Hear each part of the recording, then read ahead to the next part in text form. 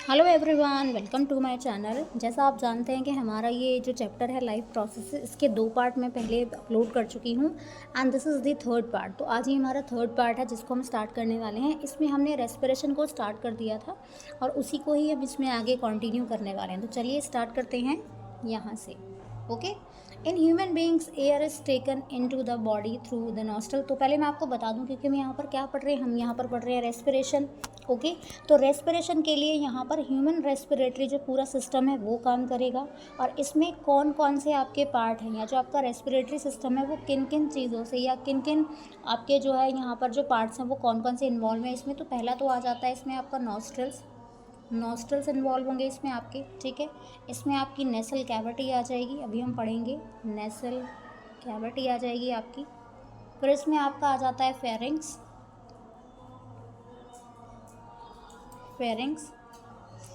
Next आ जाएगा आपका इसमें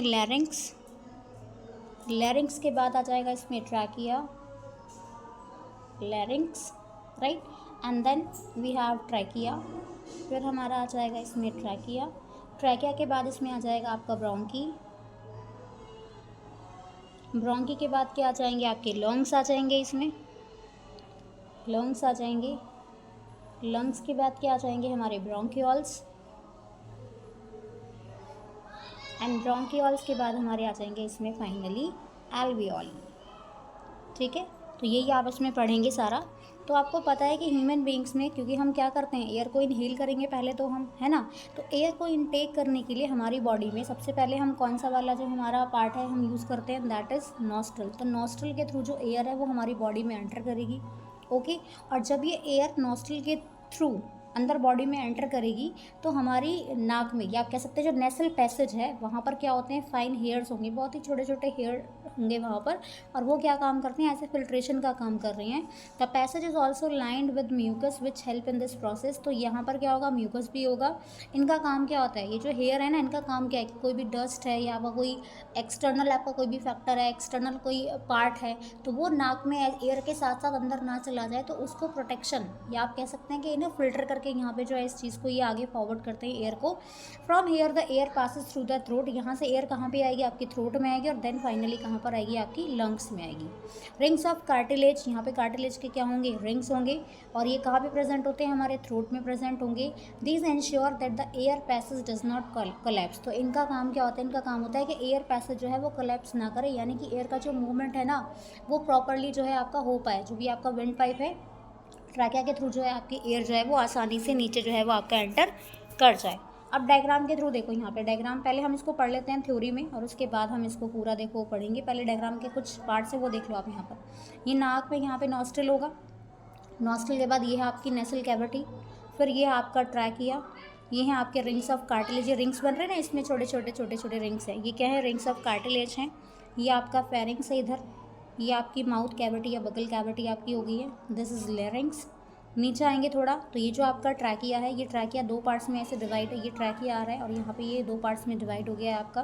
ब्रोंकीज हैं यहाँ पे 2, और ब्रोंकियो में फिर ये और फर्दर ब्रांचेस लाइक स्ट्रक्चर है ना, दीज आर दी ब्रोंकियोल्स। और इन्हीं स्ट्रक्चर्स के बिल्कुल लास्ट पे ऐसे बैग लाइक स्ट्रक्चर हैं छोटे छोटे। देखो मैं डायग्राम में आपको दिखाती हूँ थोड़ा सा जूम करके। ये जो है ना आपके, हाँ, यहाँ पर टर्मिनल एंडिंग जो है, ये जो जैसे बैलून लाइक स्ट्रक्चर है, दीज आर एल्वियोलीज। ये हैं आपके रिब्स, ये जो येलो वाले हैं ये क्या है, आपके रिब्स है। और रिब्स के अंदर ये क्या है, ये हैं आपके लंग्स, जो प्रोटेक्टेड है यहाँ पर आपके लंग्स में। अब इसको हम पढ़ते हैं, देखो। Within the lungs, the passage divides into smaller and smaller tubes which finally terminate in balloon-like structure which are called alveoli. अब मैंने आपको बताया कि आपके लंग्स में ये जो आपका पैसेज था ये 2 पार्ट्स में आपका डिवाइड होगा। 2 पार्ट्स के बाद ये इसमें बहुत सारी ऐसे ब्रांचेस निकली होंगी, ये 2 आपके पार्ट्स हो गए। फिर यहाँ पर फर्दर इनका डिवीजन है इस तरह से। ये हैं आपकी ब्रोंकियोल्स, और इन्हीं ब्रोंकियोल्स के एंडिंग पे ऐसे बैग लाइक स्ट्रक्चर्स लगे हुए हैं सब में। तो ये क्या है आपके, ये हैं आपके एल्वियोली। एल्वियोली का काम क्या होता है, फंक्शन क्या है एल्वियोली का, alveoli provide a surface where the exchange of gases take place. तो एल्वियोली का काम क्या है, ये वही आपका पार्ट है जहाँ पर गैसेस का एक्सचेंज है वो आपका हो रहा होता है। The walls of the alveoli contain an extensive network of blood vessels. जो आपकी एल्वियोली हैं इनकी जो वॉल्स हैं ये किस चीज़ की बनी होती हैं, ये ब्लड वेसल्स की बनी होंगी। इनके अंदर क्या मिलते हैं, ब्लड वेसल्स मिलते हैं बहुत ज़्यादा अमाउंट में। As we have seen in earlier years, when we breathe in we lift our ribs and flatten our diaphragm and the chest cavity becomes larger as a result। तो जब हम सांस लेते हैं, ब्रीद इन करते हैं, तो हम क्या करते हैं, अपने रिब्स को हम लिफ्ट करते हैं हल्का सा, और हमारा जो डायफ्राग्राम है वो कैसा होगा, उसको फ्लैटन करते हैं, और हमारी जो चेस्ट कैविटी है वो कैसी हो जाती है, काफ़ी लार्ज हो जाती है। किसकी वजह से, एयर को इनहेल करने की वजह से। Because of this air is sucked in to the lungs and fills the expanded alveoli. अब इसकी वजह से एयर जो है कहाँ पर आई, आपकी लंग्स में आएगी, और वो जो एल्वियोली है वो क्या हो जाएंगी आपकी, जैसे हम बैलून है, बैलून में अगर हवा भर देंगे या बैलून को अगर फुला देंगे तो क्या हो जाता है, उसका साइज़ बड़ा हो जाता है। लेकिन जैसे आप उसकी हवा को निकाल देंगे तो वो क्या हो जाएगा आपका, उसकी हवा जब निकल जाएगी तो उसका साइज़ क्या हो जाएगा, रिड्यूस हो जाएगा। तो ऐसा ही एल्वियोली के साथ में है। जब एल्वियोली में हवा चली जाती है ना, तो जैसे गुब्बारे या बलून आपके फूल जाते हैं, तो वैसा ही इनका साइज़, इतना बड़ा नहीं, मतलब आप छोटे साइज़ में इसको समझने की कोशिश करिए। ये इस तरह का स्ट्रक्चर है पूरा। Blood brings carbon dioxide from the rest of the body for release into the alveoli. Blood क्या करता है, CO2 को लेकर आएगा सारे बॉडी से, और इनको कहाँ पर रिलीज़ करेगा, एल्वियोली में। ऑक्सीजन जो है आपकी एल्वियोलर एयर में, वो कौन यूज़ कर लेगा, आपका ब्लड उसको यूज़ कर लेगा, जो एल्वियोलर आपकी ब्लड वेसल्स हैं, ताकि फिर उनको फर्दर जो बाकी के सेल है वहाँ पर उसको ट्रांसपोर्ट भी करा दे। ये नहीं है कि सारे पार्ट से तो कलेक्ट कर लिया है, ठीक है ना, और उसको फिर ब्लड जो पार्ट्स हैं उनको वापस से नहीं पहुँचाई जा रही है एयर, ठीक है, जिसमें ऑक्सीजन का अमाउंट है आपका। During the breathing cycle when air is taken in and let out, the lungs always contain a residual volume of air so that there is sufficient time for oxygen to be absorb and for the CO2 to be released. तो जब हम ये हमारी breathing cycle चलती है ना, breathing से आप ऐसे समझ लो कि ब्रीदिंग है क्या आपका एक्चुअल में, ब्रीदिंग, तो ब्रीदिंग का मतलब है इनहेलेशन एंड एक्सेलेशन। तो आपका इनहेलेशन है यहाँ पर एंड एक्सेलेशन, एयर को इन करना और एयर को आउट करना। तो इनहेलेशन एंड जो आपका एक्सेलेशन है उसको क्या कहा जाता है, उसको कहा जाता है breathing.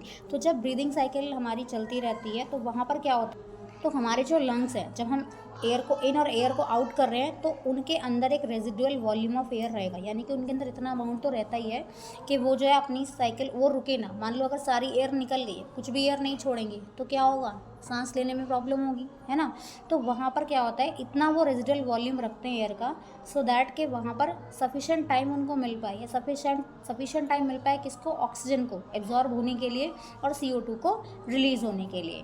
When the body size of animal is large, the diffusion pressure alone cannot take care of oxygen delivery to all the parts of the body। आप एनिमल्स का अगर साइज़ आपका बड़ा है या आपका कोई भी ऑर्गेनिज्म बड़ा है, उसका साइज़ काफ़ी कॉम्प्लेक्स है, तो डिफ्यूज़न जो है वो आपका काफ़ी नहीं होता है कि आप सोचें कि डिफ्यूजन से ही जो है आप सारे पार्ट ऑफ द बॉडीज़ में ऑक्सीजन को पहुंचा पाए, तो ऐसा प्रैक्टिकली पॉसिबल नहीं है। इसकी जगह पे क्या होता है, पिगमेंट्स मौजूद है। अब वो पिगमेंट कौन सा है हमारी बॉडी में, ह्यूमन्स की बॉडी में वो पिगमेंट कौन सा होता है आपका, ये होता है आपका हीमोग्लोबिन, ठीक है। तो हीमोग्लोबिन जो है आपका वो पिगमेंट है, जिसकी वजह से एक तो हमारे जो ब्लड है उसका कलर कैसा होता है, उसका कलर होता है आपका रेड।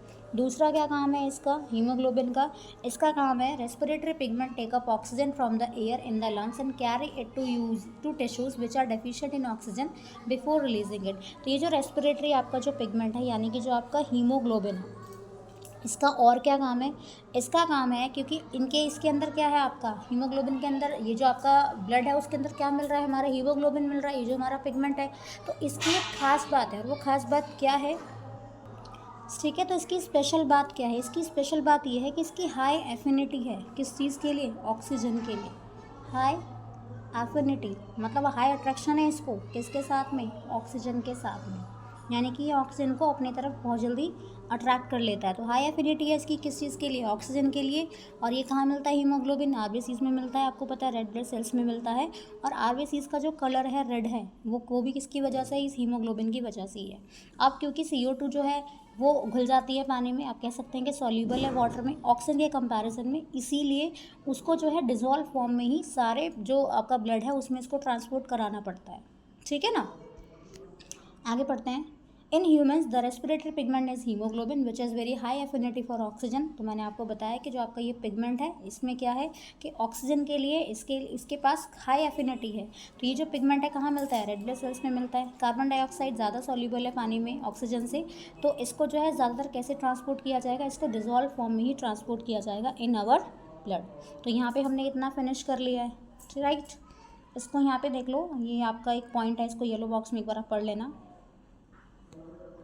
तो यहाँ पर हमारा जो रेस्पिरेशन वाला पार्ट था वो हमारा यहाँ पे क्या हो चुका है, वो हमारा यहाँ पे फिनिश हो गया। येलो बॉक्स ऊपर भी था, इसको मैं आपको बता देती हूँ। देखो एक बार, do you know smoking is injurious to health. तो आपको पता है, सबने पढ़ा होगा, ये स्मोकिंग जो है वो हार्मफुल है किस चीज़ के लिए, हमारी हेल्थ के लिए।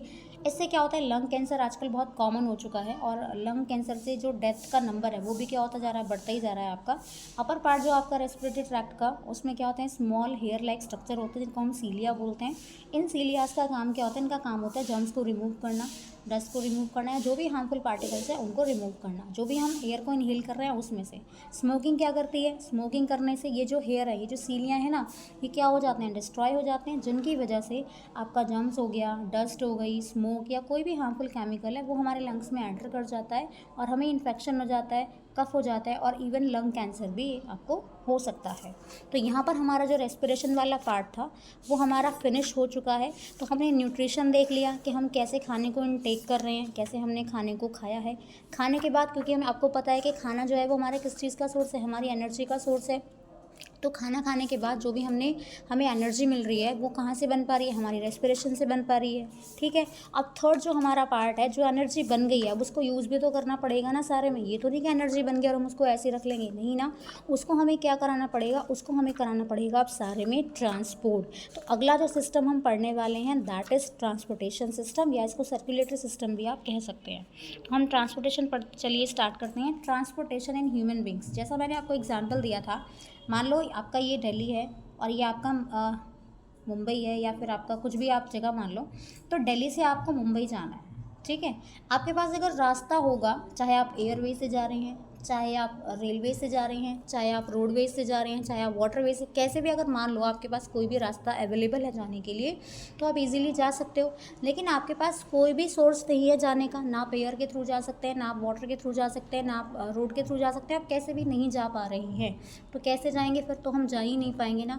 तो ऐसे ही ट्रांसपोर्टेशन के केस में है, मान लो आपको एनर्जी को सारे में ट्रांसफ़र कराना है, सारे में उसको क्या करना है, आपको सर्कुलेट कराना है। तो हम कैसे करा पाएंगे, जब हमारे पास कोई नेटवर्क ही नहीं होगा तो हम तो ये चीज़ नहीं करा पाएंगे ना। तो अब हमें क्या चाहिए, हमें चाहिए ट्रांसपोर्टेशन सिस्टम। तो अब इसमें हम वही पढ़ेंगे ट्रांसपोर्टेशन सिस्टम के बारे में, कि कैसे सारी चीज़ें जो है वो आपकी ट्रांसपोर्ट हो रही है from one part to the another. तो ट्रांसपोर्टेशन इन पढ़ते हैं हम, पहला वाला इन ह्यूमन बींग्स में पढ़ते हैं। We have seen in previous sections that blood transport food. आपने पढ़ा है कि जो ब्लड है वो क्या करता है, फूड को ट्रांसपोर्ट करता है, ऑक्सीजन को ट्रांसपोर्ट करता है, इवन जो वेस्ट मटेरियल्स हैं उनको भी ट्रांसपोर्ट करने में हेल्प करता है। क्लास 9 में आपने पढ़ा होगा, आपने कनेक्टिव टिश्यूज़, आपने टाइप्स ऑफ टिश्यूज़ पढ़े होंगे, तो उसमें ब्लड एक कनेक्टिव टिश्यू है, ये हमने पढ़ा था। तो ब्लड क्या है आपका, क्योंकि कनेक्टिव टिश्यू है, तो ब्लड जो है वो किस किस चीज़ से मिलकर बना है, या आप कह सकते हैं कि ब्लड का जो कंपोजिशन है ना, वो आपका क्या क्या चीज़, कौन कौन सी चीज़ें मिलती हैं इसमें। तो ब्लड के अंदर जो आपका फ्लूइड मीडियम है उसको कहा जाता है प्लाज्मा, जिसमें सारी जो सेल हैं वो कैसे होती हैं, वो आपकी रहती हैं सस्पेंडेड फॉर्म में, जैसे फ्लोटिंग करते रहता है ना, एक इस तरह से, ऐसे ही रहता है आपका। तो ये जो ट्रांसपोर्ट सिस्टम है ना ह्यूमंस का, इसको आप सर्कुलेटरी सिस्टम भी कह सकते हैं। और इसमें आपके दो तरह के सिस्टम काम करते हैं, एक तो आपका ब्लड वेस्कुलर सिस्टम काम करता है इसमें, ब्लड वेस्कुलर सिस्टम काम करेगा आपका इसमें, और सेकेंड जो है आपका, इसमें आपका काम करता है लिम्फेटिक सिस्टम, लिम्फेटिक सिस्टम। ये दो सिस्टम इसमें काम करते हैं। तो ब्लड के बारे में आपको पहले मैं बता देती हूँ, क्योंकि ब्लड जो है आपका कनेक्टिव टिश्यू हुआ, और ये सारी बॉडी में क्या होता रहता है, सर्कुलेट होता रहता है। ब्लड का कलर कैसा होता है, रेड होता है, क्योंकि इसके अंदर पिगमेंट मिलता है जिसको हम कहते हैं हीमोग्लोबिन। इसका और क्या काम है, ये न्यूट्रिएंट्स को सप्लाई करेगा, ऑक्सीजन को सप्लाई करेगा, या जो भी आपके फूड हो गया, ऑक्सीजन हो गया, इवन जो वेस्ट मटेरियल उनको ट्रांसपोर्ट करने में, सप्लाई करने में ये आपका हेल्प करता है। तो ब्लड के जो कॉम्पोनेंट हैं वो कौन कौन से हैं, देखो, एक तो हो गया इसमें प्लाज्मा जो हम पढ़ रहे हैं। तो प्लाज्मा है क्या आपका, प्लाज्मा को आप ये मान लो कि ये आपका एक लिक्विड है, ये आपका फ्लूइड है, और ब्लड का ही पार्ट है आपका ये। इसमें क्या होता है, लगभग 55% जो है ब्लड का वॉल्यूम जो होता है वो आपका, उसमें से 55% जो है आपका ये क्या होता है, प्लाज्मा होगा। बाकी जो चीज़ें हैं उसमें आपका प्रोटीन हो गया आपका, या आपका सॉल्ट वगैरह जो भी चीज़ें हैं वो हैं आपकी। और इसमें जो आपका ये है ना, आपका जो प्लाज्मा है ये भी किस चीज़ से बना होता है, आपका वाटर होगा, इसमें कुछ आपकी डिज़ोल्व चीज़ें होंगी, जैसे वो आपके प्रोटीन हो गए हैं, आपका सॉल्ट हो गया है, कोई नाइट्रोजीनियस आपका कंपाउंड है वो हो गया है। और ब्लड कैसे मिलते हैं, ब्लड मिलते हैं इस पर सस्पेंडेड फॉर्म में, फ्लोटिंग स्टेट में जो है आपको ये ब्लड जो है, और जो ब्लड सेल्स हैं वो इसमें मिलती हैं आपको। सेकेंड वाला यहाँ पे हम देख लेते हैं। अब प्लाज्मा के बारे में बात करते हैं। देखो, तो प्लाज्मा आपका क्या कर रही है, मैंने आपको बता दिया है, फूड को ट्रांसपोर्ट कर रहा है, CO2 को कर रहा है, नाइट्रोजीनियस वेस्ट को कर रहा है डिज़ोल्व फॉर्म में, ऑक्सीजन को कौन कैरी करता है? Oxygen is carried by the RBCs. तो आपके जो ऑक्सीजन इसको कैरी कौन करता है? आरबीसीज करते हैं, क्योंकि जो आपका हीमोग्लोबिन है वो कहाँ मिलता है? आरबीसीज में मिलता है ना आपका haemoglobin. Many other substances like salt are also transported by the blood. तो कुछ और सब्सटेंसेज है आपके, जैसे सॉल्ट है, तो उसको भी कौन ट्रांसपोर्ट करता है? उसको भी ट्रांसपोर्ट करता है आपका ब्लड।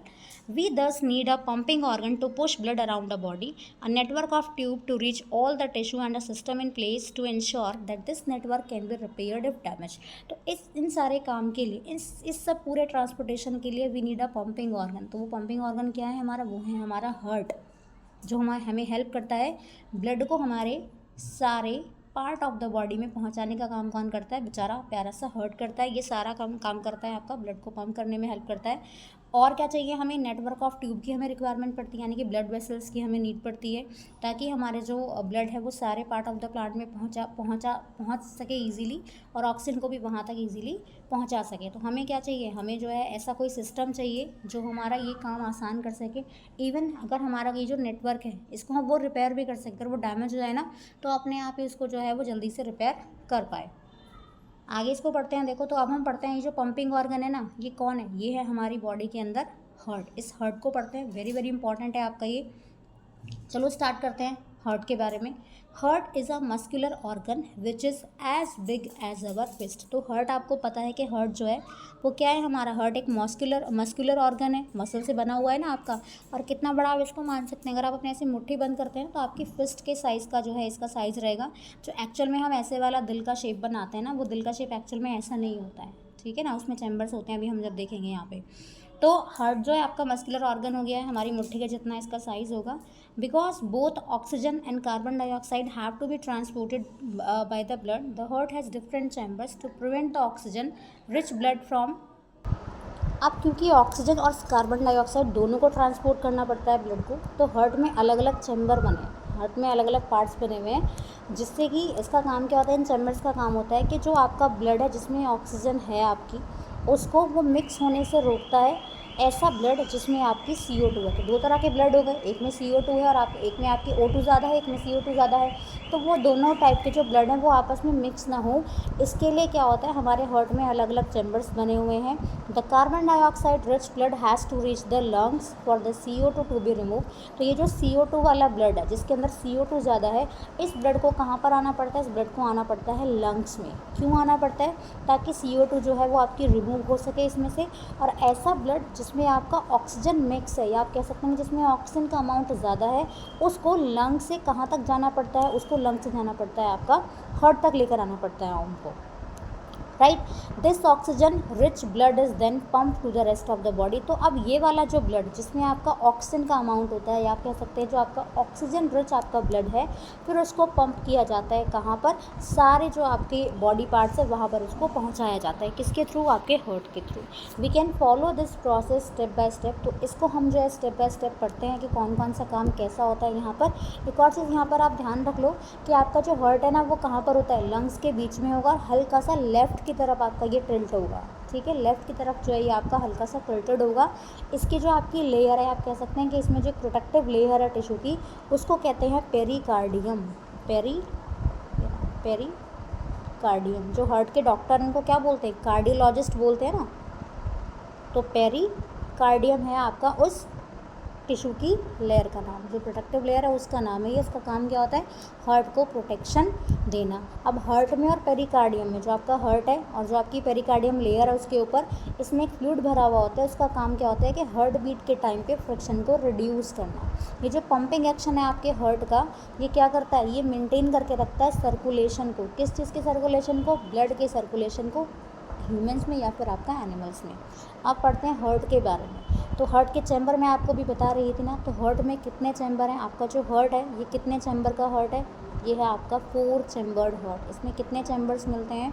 ये है आपके 4 चैम्बर हार्ट। इन चारों चैम्बर्स का काम क्या है? इनका काम यही है कि जो आपका ऑक्सीजनेटेड ब्लड है, यानी कि ऑक्सीजन रिच। तो ऑक्सीजनेटेड ब्लड का मतलब क्या है? जिसमें ऑक्सीजन का अमाउंट है आपका, एंड जो आपका डीऑक्सीनेटेड ब्लड है जिसमें आपका क्या है, जिसमें आपका CO2 ब्लड है, तो उन दोनों को मिक्स होने में जो है वो कौन हेल्प करता है, ना होने से कौन हेल्प करता है, आपके जो चैम्बर बने हुए ये हेल्प करते हैं।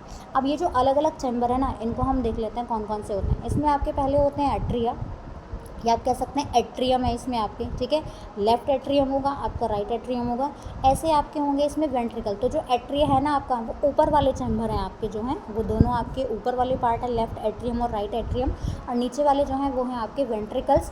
ये भी आपके ऐसे ही हैं, आपका लेफ्ट वेंट्रिकल और आपका राइट वेंट्रिकल। देखो डायग्राम के थ्रू मैं आपको बताती हूँ, फिर उसकी फंक्शनिंग मैं आपको कराऊंगी। यहाँ पर देखो जो ऊपर वाले दोनों पार्ट हैं, ये एक चैम्बर, ये एक चैम्बर, ये एक चैम्बर और ये एक चैम्बर, ऊपर के दोनों जो है ये क्या है आपके, ये हैं आपके एट्रियम हो गए ना, आपके लेफ्ट एट्रियम और आपका राइट एट्रियम। नीचे वाला ये आपका लेफ्ट वेंट्रिकल और ये वाला आपका राइट वेंट्रिकल। जो ये रेड वाला ब्लड है, ये कौन सा वाला ब्लड है, जिसमें ऑक्सीजन का अमाउंट है, और जो ये आपका ब्लू वाला ब्लड है ये क्या है, जो यहाँ पे डायग्राम ये रिप्रेजेंटेशन है ये मैं आपको बता रही हूँ। तो ये जो आपका ब्लू वाला कलर से आपका शो हो रहा है ना, ये कौन सा वाला ब्लड है, ये आपका वो वाला ब्लड है जिसमें आपका CO2 का अमाउंट रहता है। ओके, है वो आपको समझ में आ गया होगा। अब देखो इसको आगे बढ़ते हैं। Oxygen rich blood from the lungs come to the thin walled upper chamber of the heart on the left. तो सबसे पहले जो आपका ये ब्लड है जिसके अंदर ऑक्सीजन का अमाउंट है वो कहाँ पर आएगा, वो आएगा आपका जो आपका लेफ्ट वाला एट्रियम है। तो कहाँ से एंटर करेगा आपका, क्योंकि ये वाला आपका ब्लड है कौन सा वाला, ऑक्सीजन वाला है ना, तो पल्मोनरी वेन्स लेकर आ रही हैं, और ये कहाँ पर आया, ये आया आपका लेफ्ट एट्रियम में आया आपका ये। उसके बाद क्या होगा, तो left atrium relaxes when it is collecting this blood. तो लेफ्ट एट्रियम आपका क्या करता रहता है, यहाँ पर रिलैक्स करता रहता है जब ये ब्लड को कलेक्ट कर रहा है। जब ये फिर उसके बाद ये कॉन्ट्रैक्ट करेगा, जबकि उसके बाद जो आपका नेक्स्ट चैम्बर है यानी कि जो वेंट्रिकल है वो रिलैक्स करेगा, और ब्लड कहाँ पर हो जाएगा आपका, इसमें ट्रांसफ़र हो जाएगा। आप ये समझो सिंपल कि यहाँ से ब्लड आया ऑक्सीजन वाला, पहले वो लेफ्ट एट्रियम में आया, एंड देन उसके बाद वो कहाँ पर आया, वो आया आपका लेफ्ट वेंट्रिकल में, ठीक है। अब ये कहाँ पर आ गया आपका, वेंट्रिकल में आ गया ना। अब वेंट्रिकल के बाद ये जो एरो है ना, ये देखो कहाँ जा रहा है, ये आपका एरो जा रहा है ऊपर, ये कहाँ पर जाएगा, यहाँ से बाहर निकलेगा ऐसे, ठीक है ना, क्योंकि यहाँ से जो आपका ब्लड था वो कहाँ जा रहा है, वो सारे जो आपके पार्ट ऑफ द बॉडी हैं वहाँ तक पहुँचाना भी तो है ना, तो यहाँ से वो आपका वहाँ पर पहुँच जाएगा। उसके बाद when the muscular left ventricle contract in its turn the blood is pumped out to the body, deoxygenated blood comes from the body to the upper chamber on the right atrium. अब उसके बाद ये तो blood कौन सा गया आपका, oxygen वाला ब्लड गया। उसके बाद जो आपका डीऑक्सीनेटेड ब्लड था आपका वो कहाँ पर आएगा, वो आएगा आपका राइट एट्रियम में। देखो कहाँ पर आएगा, क्योंकि ब्लू वाला ब्लड कौन सा है आपका, ये है आपका डीऑक्सीनेटेड ब्लड। तो यहाँ से ब्लड एंटर करेगा और कहाँ पर आया आपका, राइट एट्रियम में आया आपका, ठीक है। राइट एट्रियम में आने के बाद as the right atrium contract the corresponding lower chamber the right ventricle dilates, this transfer blood to the right ventricle which in turn pumps it to the lungs for oxygenation। अब ये जो आपका right आपका atrium था वहाँ से जो आपका ब्लड है वो कहाँ पर आएगा, वो आएगा फिर आपका राइट वेंट्रिकल में, और राइट वेंट्रिकल में आने के बाद यहाँ से जो ब्लड है उसको कहाँ पर भेज दिया जाएगा, उसको भेज दिया जाएगा लंग्स के पास में। क्यों, क्योंकि उसका क्या होना है, वहाँ पर ऑक्सीजनेशन होना है। Since ventricle have to pump blood into various organ. अब वेंट्रिकल्स का काम क्या होता है कि ब्लड को पंप करना अलग अलग ऑर्गन्स में। तो इसकी जो वॉल्स हैं वो कैसी होती हैं, थिक होती हैं। एट्रिया से कैसी होती हैं, इसकी वॉल्स थिक होती हैं। यहाँ पे जो वाल्व लगे हुए हैं इनका काम क्या होता है, इनका काम होता है कि ब्लड जो है वो बैकवर्ड डायरेक्शन में ना फ्लो कर सके, इसलिए यहाँ पर वाल्व्स लगे होते हैं। देखो यहाँ पे आपको मैं दिखा देती हूँ, ये जो है ना बीच में ये वाला, ये भी आपका वाल्व है और ये भी आपका वाल्व है यहाँ पर, ठीक है। तो ये इनका काम क्या होता है, इनका काम होता है कि जो आपका ब्लड है वो बैकवर्ड जो है फ्लो ना कर पाए, इसीलिए यहाँ पर आपके वाल्व्स लगे होते हैं। आगे देखते हैं इसको एक बार और, ठीक है। तो एक बार डायग्राम के थ्रू इसको समझ लो, शॉर्ट में बता देती हूँ। आपका जो ये लेफ्ट वाला वेंट्रिकल है यहाँ पर क्या होगा, यहाँ पर आपका जो है ब्लड उसको रिसीव किया जाएगा। ये वाला जो आपका ब्लड होगा, क्योंकि रेड कलर से आपको दिख रहा है ये लाइट जो कलर है यहाँ पर, ये कैसा ब्लड है, ये है आपका ऑक्सीजनेटेड ब्लड। तो यहाँ पे आपका ब्लड आया, ये ब्लड कहाँ से आ रहा है, ये ब्लड आ रहा है आपका लंग से, और लंग्स में कौन सी वाली वेन हेल्प कर रही है, इसमें पल्मोनरी वेन्स आपके जो है वो हेल्प कर रही है।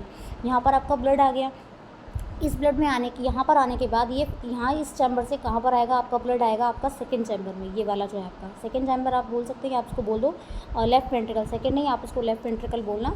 तो लेफ्ट एट्रियम से आपका जो ब्लड है वो कहाँ पर आया, वो आया आपका लेफ्ट वेंट्रिकल में। तो लेफ्ट वेंट्रिकल में आपका जो ब्लड वो आ चुका है और इसके बाद इसको सर्कुलेशन के लिए यहाँ से भेज दिया जाएगा। ये है ना आपका एरोटा यहाँ पर है, तो इसके थ्रू इस ब्लड को भेज दिया जाएगा सारे पार्ट में इसको पंप करने के लिए।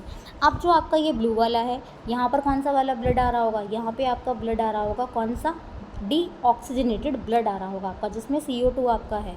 ठीक है, यहाँ पर आया आपका राइट एट्रियम में आया ये वाला blood.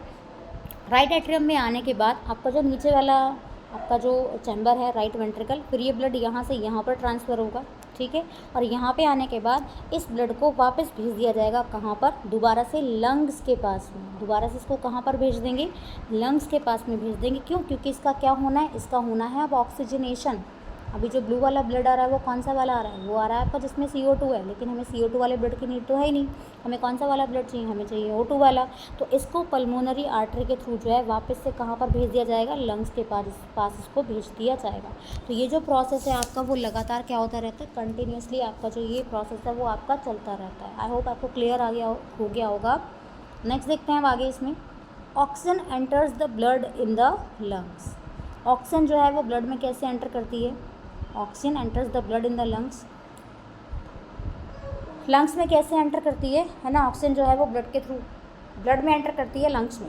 The separation of the right side and the left side of the heart is useful to keep oxygenated and deoxygenated blood from mixing. तो ये जो सेपरेशन है राइट और लेफ्ट साइड का आपका, इसका काम क्या है, इसका काम होता है दोनों ब्लड को सेपरेट करना, दोनों ब्लड जो है वो आपस में मिक्स ना हो जाए, इसीलिए वहाँ पर लेफ्ट और आपका राइट साइड होता है। तो ये जो सेपरेशन है ना आपका, इसकी वजह से क्या होता है, इसकी वजह से जो ऑक्सीजन की सप्लाई है ना वो प्रॉपर्ली सारी बॉडी में हो पाती है। This is useful in animals that have high energy needs. किन में ये यूज़फुल है आपका, उन एनिमल्स में काफ़ी यूज़फुल है जिनको ज़्यादा एनर्जी की रिक्वायरमेंट है, जैसे आपका बर्ड हो गया, आपके मैमल्स हो गए, जो क्या करते रहते हैं, they constantly use energy to maintain their body temperature. अपनी बॉडी टेम्परेचर को मेंटेन करने के लिए वो लगातार क्या करते रहते हैं, एनर्जी को यूज़ करते रहते हैं। अब कुछ एनिमल्स ऐसे भी हैं जो अपनी एनर्जी को यूज़ नहीं करते होंगे इस काम के लिए, तो उनका जो बॉडी टेम्परेचर है वो किस चीज़ पर डिपेंड करता है, वो टेम्परेचर कौन से टेम्परेचर पर डिपेंड करेगा, जो आपका टेम्परेचर एनवायरनमेंट में होगा। इस तरह के जो एनिमल्स हैं, जैसे आपका एम्फीबियंस हो गया या आपके कुछ रेप्टाइल्स हैं, उनमें कैसा होता है, उनमें होता है आपका 3 chambered heart, right, and they tolerate some mixing of the oxygenated blood and deoxygenated blood stream. तो उनमें क्या होता है आपका, थोड़ी बहुत जो मिक्सिंग है दोनों ब्लड की, ऑक्सीजन और आपका CO2 वाले ब्लड की, वो थोड़ी बहुत चल जाती है। अगर हम बात करें फिशेस की, फिशेस जो है आपके, उनमें कितने चैम्बर हार्ट होते हैं, आपके 2 चैम्बर हार्ट हैं। And the blood is pump to the gill, और ब्लड वहाँ पर लंग्स तो है नहीं, तो वहाँ पे ब्लड जो है वो कहाँ पंप किया जा रहा है, आपका गिल्स में पंप होगा, जहाँ पर वो कैसा होता है, उसको ऑक्सीजन मिलती है यहाँ पर, और फाइनली उसको जो रेस्ट ऑफ द बॉडी है उसमें डायरेक्टली उसको पास कर दिया जाएगा। इस तरह से जो आपका ब्लड है goes only once through the heart in the fish during one cycle of the passage through the body. तो फिशेस में ये जो आपका ब्लड है वो एक ही बार एक साइकिल को पूरा कर रहा है, ठीक है। जबकि अगर हम बात करें वर्टिब्रेट्स की, तो उसमें ये जो आपकी साइकिल है वो 2 बार आपकी जो है साइकिल जो है वो आपकी चलती है, इसीलिए इसको क्या कहा जाता है, इसको कहा जाता है आपका डबल सर्कुलेशन, है ना। इसका मतलब क्या है, it goes through the heart twice. तो हार्ट से वो 2 बार आपका जो ब्लड जो है वो आपका जा रहा होता है ना, क्रॉस वहाँ से जो आपका पास होगा, हर एक साइकिल में 2 बार आपका जो ब्लड है वो पास हो रहा है, तो इसीलिए इसको कहा जाता है डबल सर्कुलेशन। तो ये हो गया आपका डबल सर्कुलेशन। अब इसको आगे हम पढ़ते हैं और देखो, ब्लड प्रेशर की बात करते हैं। अब यहाँ पर ब्लड प्रेशर आप सबने सुना है कि मेरा जो ब्लड प्रेशर है वो हाई हो रहा है या मेरा जो ब्लड प्रेशर है वो लो हो रहा है। तो इसका मतलब क्या है, आप इसको ऐसे समझो कि ये वो प्रेशर है जिससे ब्लड को पंप किया जाएगा, यानी कि ब्लड को जो है वो सारे पार्ट ऑफ द बॉडीज़ में भेजा जा रहा होगा। इसमें वेसल्स आपकी काम करेंगी, तो वेसल्स ही है, वेसल से मतलब है यहाँ पर ब्लड वेसल से। तो ब्लड वेसल्स आपको पता है कि जो आपकी बॉडी में जो वेसल्स मिलती हैं वो कौन कौन सी मिलती हैं, एक तो आपकी मिलती हैं आर्टरीज़, एक आपके मिलती हैं वेन्स, और एक मिलती हैं आपकी कैपिलरीज। तो आर्टरीज़ का काम क्या होता है, आर्टरीज़ का काम होता है ऑक्सीजन वाले ब्लड को कैरी करना, कहाँ से, हार्ट से अलग अलग ऑर्गन्स तक। वेन्स का काम क्या होता है, CO2 रिच जो आपका ब्लड है उसको अलग अलग ऑर्गन से लेकर आना और उसको वापस हार्ट तक पहुंचाने का काम कौन करता है, आपकी वेन्स करती हैं, ठीक है ना। तो वही हम इसमें आगे पढ़ेंगे। देखो, the force that blood exert against the wall of a vessel is called blood pressure. तो मैंने आपको बता दिया, ये वो फोर्स है जिससे ब्लड को पंप किया जाएगा आपकी वेसल्स में। ये आपका ब्लड प्रेशर हो गया। ये प्रेशर जो है आपका आर्टरीज़ में ज़्यादा होता है as compare to veins. Veins में कम होता है, आर्टरीज़ में ज़्यादा होता है। जो प्रेशर है ब्लड का inside the artery during ventricle systole is called systolic pressure and the pressure in artery during ventricle diastole relaxation is called diastolic pressure. Normal systolic pressure जो होता है वो क्या होता है आपका 120 mm ऑफ Hg है आपका, और डायस्टोलिक क्या होता है आपका 80 mm ऑफ Hg है आपका। इनके मतलब समझ लो एक बार क्या होते हैं। देखो, आर्टरीज़ का भी काम है ब्लड को कैरी करना और वेंस का काम भी है आपका ब्लड को कैरी करना, दोनों का ही काम है ना। लेकिन यहाँ पे आर्टरीज़ को समझो, आर्टरीज़ का काम क्या है यहाँ पर। जो आपका प्रेशर है ब्लड का कहाँ पर, आर्टरी में, कब, वेंट्रिकल सिस्टोल के टाइम पे, या आप कह सकते हैं कि कॉन्ट्रैक्शन फेस के टाइम पे। जब कॉन्ट्रैक्शन फेस होगा आपका, वहाँ पर जो आपका प्रेशर है उसको कहा जाता है सिस्टोलिक प्रेशर। और यही प्रेशर ब्लड का आर्टरी में ही बात हो रही है दोनों में, ये आप कब है आपका वेंट्रिकल डायस्टोल में है, यानी कि रिलैक्सेशन फेस में आपका। तो एक तो हो गया आपका कॉन्ट्रैक्शन फेस में, तो जो आपका कॉन्ट्रैक्शन फेस में है उसको तो कहा जाता है आपका सिस्टोलिक प्रेशर। और जो आपका रिलैक्सेशन फेस का आपका प्रेशर है, रिलैक्सेशन फेस का आपका जो प्रेशर है उसको क्या कहा जाता है, उसको कहा जाता है आपका डायस्टोलिक प्रेशर। ये दोनों प्रेशर हैं आपके में। जब आप अपना बीपी जो है आप मेज़र करते हैं कभी, तो उसमें दो आते हैं आपका, आते हैं ना, तो वो दोनों कौन कौन से होते हैं, एक होता है उसमें सिस्टोलिक और एक होता है उसमें डायस्टोलिक आपका। ओके, नेक्स्ट है आपका ब्लड प्रेशर को जो हम नापते हैं। ये देखो यहाँ पे जो लग रहा है ना, ये ऐसे ब्लू सा, ये वो आता है ना, ऐसे ही हम हाथ पे बांध देते हैं उसको, फिर पंप करते हैं इससे, तो हमारे हाथ में ऐसे लगता है कितना तेज़ प्रेशर हो रहा है बिल्कुल। तो इससे हम क्या करते हैं, ये बीपी नापने का जो है आपका डिवाइस है या इंस्ट्रूमेंट है आपका। तो इसको क्या कहते हैं, जो ब्लड प्रेशर है उसको हमें जिस इंस्ट्रूमेंट से हम उसको मेज़र करते हैं उसका नाम क्या है, उसका नाम है sphygmomanometer. Sphygmomanometer. High blood pressure जो है उसको कहा जाता है हाइपरटेंशन।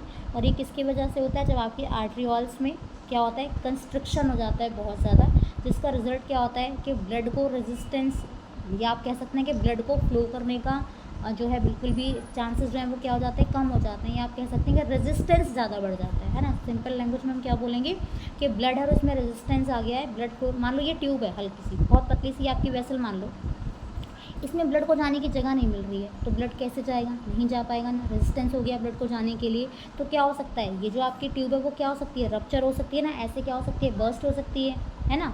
और जिसकी वजह से क्या हो सकती है, इंटरनल ब्लीडिंग हो सकती है। तो इसी को कहा जाता है आपका हाइपरटेंशन, या आप कह सकते हैं हाई बीपी। आगे बढ़ते हैं ट्यूब। अब ये ट्यूब कौन सी है, ये ट्यूब वही है, ये नेटवर्क वही है जो आपका ब्लड को कैरी करता है, पूरी बॉडी में घुमाता रहता है ना सारे ब्लड को, वही है आपकी ये ट्यूब। तो इनको कहते हैं blood vessels. Arteries are the vessels which carry blood away from the heart to various organs of the body. इनके फंक्शंस याद रखने हैं आपको, मैंने आपको बताया आर्टरीज होती हैं, वेन्स होती हैं और कैपिलरीज होती हैं। तो आर्टरीज का काम क्या होता है, आर्टरीज का काम होता है ब्लड को कैरी करना, कहाँ से कहाँ तक, हार्ट से सारे ऑर्गन जो हैं वहाँ तक पहुँचाना, बॉडी के जो भी ऑर्गन है वहाँ तक पहुँचाना, कहाँ से, हार्ट से पहुँचाना।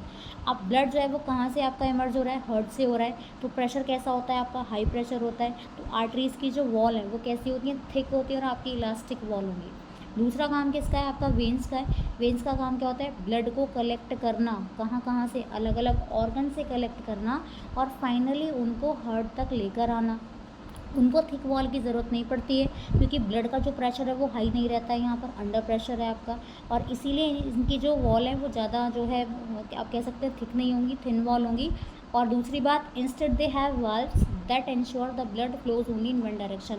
इसमें क्या होते हैं आपके वाल्व्स भी होते हैं, जिससे क्या होता है आपका कि ब्लड जो है वो आपका एक ही डायरेक्शन में आपका फ्लो करता है। ऑन रीचिंग एन ऑर्गन और टिश्यू, जब भी आपका ब्लड कहाँ पहुँचता है, ऑर्गन या टिश्यू में पहुँचता है, तो जो आपकी आर्टरीज़ हैं वो स्मॉलर वेसल्स में जो है आपकी डिवाइड हो जाती है और भी ज़्यादा। ठीक है, कि आपका जो ब्लड है वो हर एक सेल, हर एक इंडिविजुअल सेल तक बहुत ही क्लियरली या बहुत ही आसानी से आप कह सकते हैं बहुत ही प्रिसाइसली जो है ब्लड को पहुंचाया जाता है। Smallest vessels have walls which are 1 cell thick and are called capillaries. तो इस वो जो छोटी छोटी वेसल्स हैं, ठीक है, जो कैसी हैं आपकी 1 सेल थिक हैं आपकी, और तो उनको क्या कहा जाता है, उनको कहा जाता है कैपिलरीज कहा जाता है। और ये जो एक्सचेंज है मटेरियल का ब्लड में और अपने आसपास के जो भी सेल हैं वो इसी कैपिलरी की वजह से, या फिर आप कह सकते हैं जो थिन वॉल है इसी से जो है आपका, जो थिन वॉल है इससे आपका जो है एक्सचेंज होगा मटेरियल्स का। कैपिलरीज क्या करती है आपकी, ज्वाइन कर लेगी किसको, join the capillaries then join together to form veins that convey the blood away from the organ और द टिश्यू। तो दूसरा क्या काम करेगा, एक का तो काम आ रहा है ये ना, आप ये मान लो कि ये तो है आपकी वेन एक तरह से, ठीक है, लंबा सा पाइप जैसे स्ट्रक्चर बना लो, ये वेन है ये आपकी हो गई आर्टरी। तो इसमें यहाँ पर इस तरह से जंक्शन जैसे बना होगा, इस तरह से कुछ भी। तो ये तो हार्ट से आ रहा है आपका ब्लड, है ना, फ्रॉम हार्ट। ये कहाँ पे है आपका, टू हार्ट तक आ रहा है आपका। और यहाँ पर है आपकी कैपिलरीज, ये ना ऐसे जाला जैसे स्ट्रक्चर, ऐसे वेब जैसे स्ट्रक्चर बना लो आप यहाँ पे। तो ये जो है आपका क्या करती है, वेन्स को जो है आपका फिर ज्वाइन कर लेगी। आर्टरीज जो है वो किस में मिल जा रही है आपकी, फिर वेन्स में मिल जा रही है। To form veins that convey the blood away from the organ और टिश्यू। तो ये जो वेन्स है वो क्या करती हैं, फिर ब्लड को लेके चली जाती हैं उस ऑर्गन या उस टिश्यू से। अब बात करते हैं प्लेटलेट्स के बारे में। आपको पता है प्लेटलेट्स के बारे में आप सब जानते हैं। What happens if the system of tube develops a leak. Think about situations when we are injured and start bleeding. अब सोचो, अगर ये जो सिस्टम है ट्यूब का, ये बीच में से कहीं लीक कर जाए, कहीं से टूट जाए, कुछ हो जाए, लीकेज हो जाए इसमें, तो क्या होगा। अब आप देखो कि अगर आप में कभी चोट लग जाती है और खून निकलने लगता है हमारी जहाँ भी हमें चोट लगती है, naturally the loss of blood from the system has to be minimise. तो ब्लड जो है उसका लॉस तो ज़्यादा नहीं होना चाहिए, उसको कम करना चाहिए, कमी होना पड़ेगा। In addition leakage would lead to a loss of pressure which would reduce the efficiency of pumping system. तो जब ब्लड का फ्लो नहीं होगा और ये लीकेज होगी, तो ये क्या काम करता है, यहाँ पर क्या हो जाएगा, आपका प्रेशर का क्या होगा, लॉस होगा, जिसकी वजह से एफिशिएंसी जो है वो आपकी कम हो जाएगी। किसकी, आपके पंपिंग ऑर्गन यानी हार्ट की जो एफिशिएंसी वो क्या हो जाएगी, कम हो जाएगी। तो इससे बचने के लिए ब्लड में क्या होती है, ब्लड में होती हैं आपकी प्लेटलेट सेल्स, जिनका काम क्या होता है, they circulate around the body and plug these leaks by helping to clot the blood at these point of injury। तो इनका काम क्या होता है, इनका काम होता है कि वो जो लीक कहीं पे हो गया है ना, उसको प्लग कर देना, उसको रोक देना, उसको प्रोटेक्ट कर देना।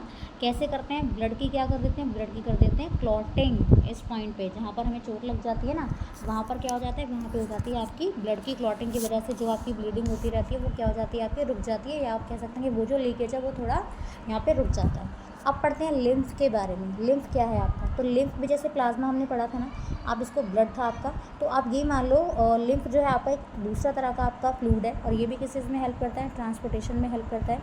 तो लिम्फ जो है आप इसको ये समझ लो कि थोड़ा थोड़ा प्लाज्मा से ही सिमिलर है, बट ये कैसा होता है, ये कलरलेस होता है और इसमें जो प्रोटीन मिलते हैं वो कम मिलते हैं as compare to plasma. Plasma में ज़्यादा प्रोटीन थे, ज़्यादा सॉल्ट वगैरह थे आपके, इसमें कम मिलते हैं। Through the pore present in the wall of capillary some amount of plasma protein and blood cell escape into the intercellular spaces in the tissues to form the tissue fluid और lymph. अब ये जो pore present होते हैं इसमें capillaries में, तो यहाँ से कुछ प्लाज्मा, कुछ प्रोटीन हो गया आपका, या आप कह सकते हैं कुछ आपका जो ब्लड सेल्स हैं वो कहाँ पर आ जाते हैं, वो आपके इन्हीं टिश्यूज़ में आ जाते हैं, और वो क्या बना देते हैं, वो आपके बना देते हैं, ये जो स्पेस है ना बीच में, उस स्पेस में आ जाते हैं और क्या बना देते हैं, आपका लिम्फ जो है वो बना देते हैं।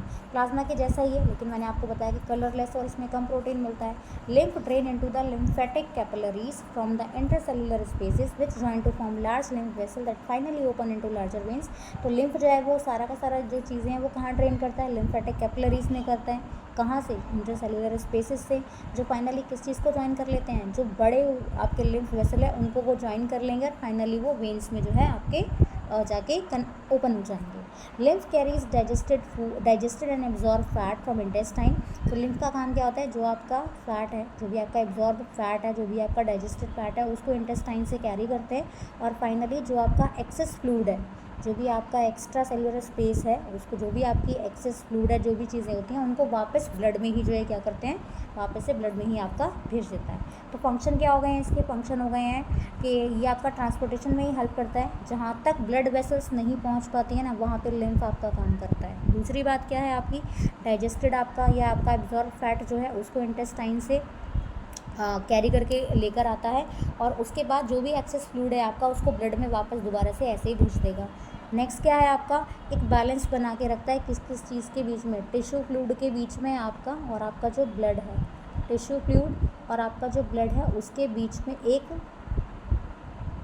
उनके बीच में क्या मेंटेन करके रखता है, एक बैलेंस जो है वो आपका मेंटेन करके रखता है। ठीक है, नेक्स्ट पर ये तो हमने पढ़ लिया ह्यूमंस के बारे में। नेक्स्ट है आपका ट्रांसपोर्टेशन इन प्लांट्स। तो प्लांट्स में भी तो ये चीज़ पॉसिबल है ना, क्योंकि प्लांट्स में भी क्या बनता है, आपका खाना तो बनता ही है।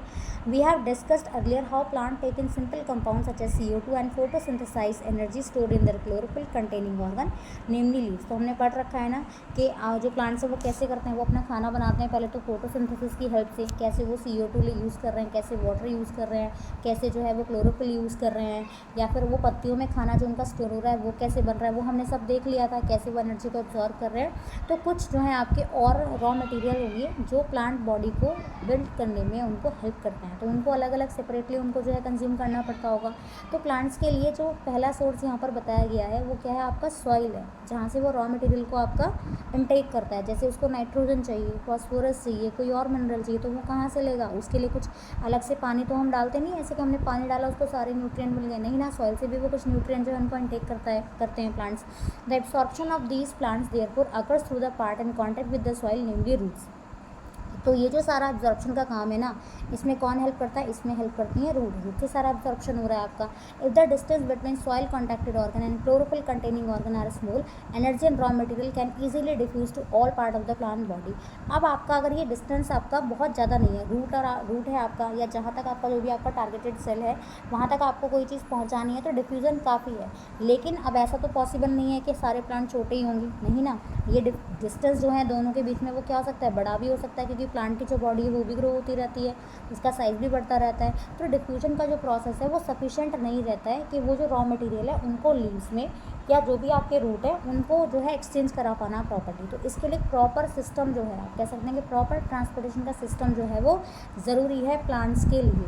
Energy needs differ between different body design. तो आपको पता है कि जैसे ह्यूमंस में अलग अलग सेपरेटली सारी चीज़ें काम करती हैं, वैसे आपका इनमें भी काम करती हैं। तो प्लांट्स जो है वो मूव नहीं कर सकते हैं। प्लांट बॉडी के अंदर क्या होता है, आपका ज़्यादा प्रोपोर्शन मिलता है किस चीज़ का, डेड सेल्स का, बहुत सारे टिश्यूज़ में, जिसकी वजह से प्लांट को बहुत ज़्यादा एनर्जी की रिक्वायरमेंट नहीं होती है ना। और उनका जो ट्रांसपोर्ट सिस्टम है वो थोड़ा स्लो ही काम कर रहा है, ह्यूमन से तो स्लो काम कर रहा है, तो वो चलेगा, उनको वो यूज़ कर सकते हैं। Distance over which transport system have to operate however can be very large in plant such as very tall trees. तो ये जो डिस्टेंस है ट्रांसपोर्टेशन के लिए, जो डिस्टेंस है जहाँ पर प्रॉपरली काम होना चाहिए, वो लार्ज हो सकता है उन प्लांट्स में जिनकी हाइट बहुत ज़्यादा होगी या बहुत टॉल प्लांट है आपके। तो plant transport system will move energy store from leave and raw material from root. तो प्लांट जो है वो कैसे सिस्टम को, तो प्लांट सिस्टम जो है आपका, ये प्लांट ट्रांसपोर्ट सिस्टम है जो है वो कैसे काम करता है, वो एनर्जी को कैसे मूव करता है, कि पत्तियों से लेकर जाना है या रूट से लेकर जाना है, कैसे काम कर रहा है। तो यहाँ पर जो है अलग से कंडक्टिंग ट्यूब है इसमें भी, जैसे अभी हमने पढ़ा ना ब्लड वेसल्स के बारे में, तो ऐसे ही यहाँ पर कंडक्टिंग ट्यूब है आपकी प्लांट्स के अंदर। तो एक को तो हम कहते हैं जाइलम और एक को हम कहते हैं इसमें फ्लोएम। ये टिश्यू किस में मिलते हैं, प्लांट में मिलते हैं। तो पहला क्या हो गया आपका, जाइलम हो गया है। जाइलम का फंक्शन क्या होता है, वाटर और मिनरल को ट्रांसपोर्ट कराना, सॉइल से ट्रांसपोर्ट कराना, ये अपवर्ड मूव कर रहा है आपका। अगर हम बात करें फ्लोएम की, तो फ्लोएम का काम क्या होता है, जब फोटोसिंथेसिस होगा तो जो भी खाना प्रिपेयर हो रहा है कहाँ पर, लीव्स में, राइट, उसको सारे जो पार्ट ऑफ द प्लांट है वहाँ तक पहुँचाने का काम कौन करता है, वो पहुँचाने का काम करता है आपका फ्लोएम। तो दोनों आपको करने हैं काम। ट्रांसपोर्ट ऑफ वाटर की बात करते हैं कि वाटर कैसे ट्रांसपोर्ट होगा। तो आपको पता है कि वाटर कैसे ट्रांसपोर्ट हो रहा है आपका, वाटर ट्रांसपोर्ट हो रहा है आपका रूट से, रूट ही तो हेल्प करते हैं ना। तो जाइलम टिश्यू में वेसल्स, ट्रैकिएज जो है रूट्स के, stem and leaves are interconnected to form a continuous system of water conducting channels reaching all part of the plant. तो जाइलम टिश्यू में जो आपके वेसल्स हैं, ट्रैकिएज हैं, रूट्स के, स्टेम है, लीव्स है, ये सारे आपस में कैसे होते हैं, इंटरकनेक्टेड होते हैं। एक सिस्टम ऐसा बना देंगे ये जिससे कि पानी जो है वो प्रॉपर्ली कंडक्ट हो सकता है सारे पार्ट ऑफ द प्लांट में। अगर बात करें रूट्स की, तो रूट्स पर क्या होते हैं, cells in contact with the soil actively take up ions. This create a difference in the concentration of these ions between the root and the soil. Water therefore move into the root from the soil to eliminate this difference. This means that there is a steady movement of water into root xylem, creating a column of water that is steadily push upward. तो यहाँ पे xylem कैसे कैसे काम कर रहा है, root से पानी को एब्जॉर्ब कर रहा है आपका, है ना। और ये जो रूट्स हैं वो किसके कांटेक्ट में, सॉइल के कांटेक्ट में डायरेक्टली है ना, तो वहाँ से वो क्या इनटेक करते हैं, आयंस को इनटेक करते हैं। इसकी वजह से यहाँ पर क्या होता है, ये जो कंसनट्रेशन है इन आयंस का, यहाँ पर एक डिफरेंस क्रिएट हो रहा है, ओके। और किस किस के बीच में, रूट्स और सॉइल के बीच में, यानी कि रूट प्रेशर जो है उसमें मेंटेन, उसमें जो है ये आपका प्रेशर जो है वो डिफरेंस जो है वो क्रिएट हो रहा है, और पानी जो है वो रूट्स में एंटर करता है, कहाँ से, सॉइल से। अब ये मूवमेंट जो है आपका वो स्टेडी मूवमेंट है, कहाँ पे हो रहा है, ये रूट जाइलम में हो रहा है, सॉइल से आपका हो रहा है ये। और ये क्या काम करता है, ये पानी को ऊपर जाने में, या आप कह सकते हैं वाटर को अपवर्ड डायरेक्शन में मूव करने में हेल्प करता है, ठीक है। However, this pressure by itself is unlikely to be enough to move water over the height that we commonly see in plants. तो ये प्रेशर जो है वो आपका, अगर हम बात करेंगे खाली यही प्रेशर काम कर रहा है पानी को या वाटर को, मिनरल्स को ऊपर ट्रांसपोर्ट करने में, तो ये सफिशेंट नहीं है। Plant use another strategy to move water in the xylem upward to the highest point of the plant body. तो प्लांट जो है वो अपनी अलग स्ट्रैटेजी यूज़ करता है, उसका अलग सिस्टम है काम करने का, वाटर को जो है जाइलम के थ्रू अपवर्ड डायरेक्शन में लेकर जाना और प्लांट के बिल्कुल हाईएस्ट पार्ट तक उसको पहुँचाने में। Provided that the plant has an adequate supply of water, the water which is lost through the stomata is replaced by water from the xylem vessel in the leaf. In fact, evaporation of water molecule from the cell of leaf create a suction which pull water from the xylem cell of roots. The loss of water in the form of vapor from the aerial plant is known as transpiration. अब यहाँ पर बात की गई है transpiration की। तो transpiration का मतलब क्या होता है? ट्रांसपिरेशन का मतलब होता है लॉस ऑफ वाटर, आप कह सकते हैं loss of excess water from stomata. तो ट्रांसपिरेशन क्या होता है? ट्रांसपिरेशन क्या होता है? आपका पानी का लॉस होना, किसकी फॉर्म में? वेपर की फॉर्म में। इसको ट्रांसपिरेशन कहा जाता है। कहाँ पे होता है आपका? ये होता है आपका स्टोमेटा की हेल्प से, स्टोमेटा में होगा आपका ये। इवेपोरेशन होता है, ट्रांसपिरेशन होता है। तो ट्रांसपिरेशन किस चीज़ में हेल्प करता है? Help in the absorption and upward movement of water and mineral dissolve in it from root of the leaf. तो ट्रांसपिरेशन और किस चीज़ में हेल्प करता है? जो आपका वाटर है, मिनरल्स है, उनको जो डिजॉल्व फॉर्म में है उनको रूट से स्टेम तक लेके जाने में, वहाँ एब्जॉर्प्शन के लिए, अपवर्ड मूवमेंट के लिए कौन हेल्प कर रहा है? उसमें ट्रांसपिरेशन भी आपका हेल्प कर रहा है। और किस चीज़ में हेल्प करता है? टेम्परेचर के रेगुलेशन में भी ये हेल्प करता है। इफेक्ट जो है आपका रूट प्रेशर का in the transport of water is more important at night. तो ये जो है चीज़ कहाँ पर इंपॉर्टेंट है? आप किस टाइम पे? नाइट में ज़्यादा इंपॉर्टेंट है। दिन के टाइम में जो स्टोमेटा है वो कैसे होते हैं? ओपन होते हैं। तो ट्रांसपिरेशन फुल जो है वो क्या होता है आपका? It becomes the major driving force in the movement of water in the xylem. तो ट्रांसपिरेशन जो है बहुत ही इंपॉर्टेंट रोल प्ले करता है किस चीज़ में? वाटर को मूवमेंट कराने में, है ना। वाटर के मूवमेंट में जो है वो आपको हेल्प करता है। अब ये तो बात हुई हमारी किस चीज़ की? जाइलम की। अब बात करते हैं transport of food and other substances, वो कैसे ट्रांसफ़र हो रहे हैं आपके, कैसे ट्रांसपोर्ट हो रहे हैं।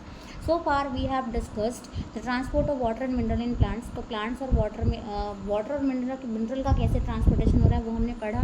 अब पढ़ते हैं कि ये जो प्रोडक्ट है, जो मेटाबॉलिक प्रोसेस के जो भी प्रोडक्ट हैं, जैसे आपका फोटोसिंथेसिस है ना, उसमें आपका क्या होता है कि खाना प्रिपेयर हो रहा है, पत्तियों में खाना आपका बन रहा है, कहाँ बन रहा है, कैसे पार्ट ऑफ द प्लांट तक इसको पहुँचाया जाता है। तो ये जो आपका ट्रांसपोर्ट है, soluble product of photosynthesis is called translocation. तो ये जो ट्रांसपोर्ट है सॉल्युबल प्रोडक्ट के, जो सॉल्युबल प्रोडक्ट हैं उनका जो ट्रांसपोर्टेशन है उनको तो कहा जाता है ट्रांसलोकेशन। और ये कहाँ पर होता है?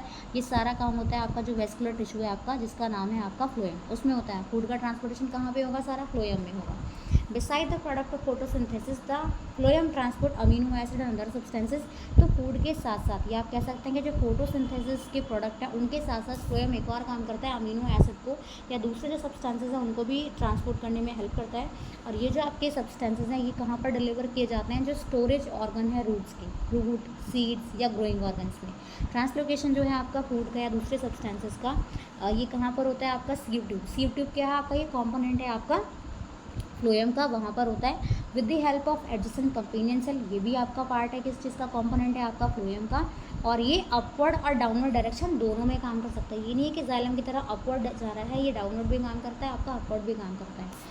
Unlike transport in xylem, which can be largely explained by simple physical force, the translocation in phloem is achieved by utilizing energy. तो ट्रांसपोर्ट जो हो रहा है आपका फ्लोएम में वो किसकी वजह से हो रहा है? आपका एनर्जी की वजह से हो रहा है। जैसे आपके मटेरियल्स हैं सुक्रोज, उसको ट्रांसफ़र किया जाएगा कहाँ? फ्लोएम टिश्यू में। किसकी हेल्प से? एनर्जी की हेल्प से, जो कहाँ से मिलती है? एटीपी से मिल रही है इनको। ये क्या काम करता है आपका? ये इंक्रीज़ कर देता है ऑस्मोटिक प्रेशर, टिश्यू के ऑस्मोटिक प्रेशर को क्या कर देता है? इंक्रीज़ कर देता है। और वाटर को हेल्प करता है उसमें एंटर करने के लिए। ये जो प्रेशर है ये और क्या काम करता है? It moves the material in the phloem to tissue which have less pressure. और ये क्या हेल्प, किस चीज़ में हेल्प करता है? जो भी आपका ये प्रेशर है वो मटेरियल को मूव करता है फ्लोएम में। जो भी आपका सॉल्ट है, जो भी आपका जो भी आप खाना प्रिपेयर हो रहा है आपका, या जो भी आपका फोटोसिंथेसिस से बनने वाले जो भी आपके प्रोडक्ट है, और उनमें प्रेशर कैसा रहता है आपका? कम रहता है। और क्या काम कर रहा है ये हेल्प करता है फ्लोएम को to move material according to the plant needs. Plant की नीड के अकॉर्डिंग जो है ये चीज़ों को जो है ट्रांसपोर्ट करता है। फॉर एग्जांपल अगर हम बात करें स्प्रिंग की, तो sugar store in root, sugar कहाँ पे स्टोर हो रहा है? रूट में या स्टेम टिश्यू में। और उसके बाद उसको कहाँ ट्रांसपोर्ट कर दिया जाता है? बर्ड्स में, जिसको एनर्जी की रिक्वायरमेंट होती है ग्रो करने में। तो प्लांट की नीड के अकॉर्डिंग जो है ये अपने आप ही प्लांट जो है वो सारी चीज़ों को ट्रांसपोर्ट करता रहता है, राइट। तो यहाँ पर जो हमारा ये पूरा ट्रांसपोर्टेशन था वो हमने कंप्लीट कर लिया है। उसके बाद ये आपके ब्लू लाइन क्वेश्चन है। ब्लू लाइन क्वेश्चन आप आसानी से कर सकते हैं, आपको कोई डिफ़िकल्टी नहीं आएगी। और अगर आप पूरा अच्छे से समझते हैं, क्वेश्चंस को पूरा पढ़ते हैं ना ध्यान से, तो आपको ये प्रॉब्लम नहीं आएगी। तो हमारा बच गया सिर्फ एक्स क्रिएशन, उसको हम कल कंप्लीट करते हैं। तो मिलते हैं अगली वीडियो में, तब तक के लिए थैंक यू।